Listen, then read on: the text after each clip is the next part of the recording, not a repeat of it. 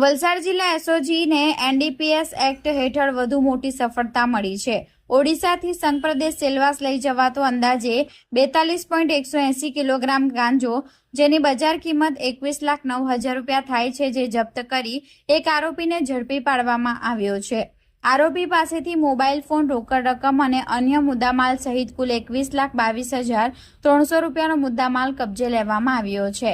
સુરત વિભાગના પોલીસ મહાનિરીક્ષક પ્રેમવીરસિંહ અને વલસાડ જિલ્લા પોલીસ અધિક્ષક યુવરાજસિંહ જાડેજાના માર્ગદર્શન હેઠળ જિલ્લામાં માદક પદાર્થોના સંગ્રહ, વેચાણ અને હેરાફેરી સામે સતત કાર્યવાહી ચાલી રહી છે, જે અંતર્ગત એસઓજીના પોલીસ ઇન્સ્પેક્ટર ડીડી પરમારના માર્ગદર્શન હેઠળ ટીમ એનડીપીએસ સંબંધિત ગેરકાયદેસર પ્રવૃત્તિ ઉપર નજર રાખી રહી હતી।